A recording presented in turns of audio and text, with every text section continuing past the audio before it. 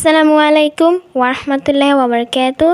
আমার নাম মোহাম্মদ মুবাসসিরুল ইসলাম রাবিত এবং আমার সাথে আছে আমার বড় ভাই মোহাম্মদ মুসাব্বিরুল ইসলাম রৌনক। তো আজকের প্রথম প্রশ্ন সেটা হচ্ছে আমাদের দিনে রাতে কত ওয়াক্ত সালাত আদায় করা ফরজ। 5 ওয়াক্ত। এরপর পরের প্রশ্ন, আমাদের দিনে রাতে যে 5 ওয়াক্ত নামাজ পড়া ফরজ, এই 5 ওয়াক্ত সালাতের নামগুলো কি কি? ফজর, জোহর, আসর, মাগরিব, এশা। এবার 3 নম্বর প্রশ্ন, সেটা হচ্ছে আমাদের দিনে রাতে মোট কত রাকাত সালাত আদায় করা ফরজ।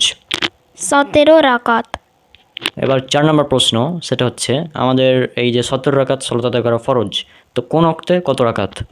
ফজরে 2 রাকাত, জোহরে 4 রাকাত, আসরে 4 রাকাত, আর মাগরিবে 3 রাকাত এবং এশাতে 4 রাকাত। হ্যাঁ, তাহলে আমাদের এই দিনে রাতে মোট 17 রাকাত ফরজ সালাত আদায় করা হচ্ছে ফরজ। এগুলো হচ্ছে ফজরের 2, জোহরের 4, আসরের 4, মাগরিবের 3 এবং এশার 4। এরপর আরও একটি প্রশ্ন এবং আজকের সর্বশেষ প্রশ্ন, সেটা হচ্ছে আমাদের দিন রাতে মোট কত রাকাত সুন্নাত সালাত আদায় করলে জান্নাতে একটি ঘর পাওয়া যাবে? 12 রাকাত। হ্যাঁ, আমাদের দিন রাতে মোট 12 রাকাত সুন্নাত সালাত আদায় করলে জান্নাতে একটি ঘর পাওয়া যাবে। এটা উল্লেখ করা আছে জামিয়াত তিরমিজি হাদিস নম্বর 415-তে।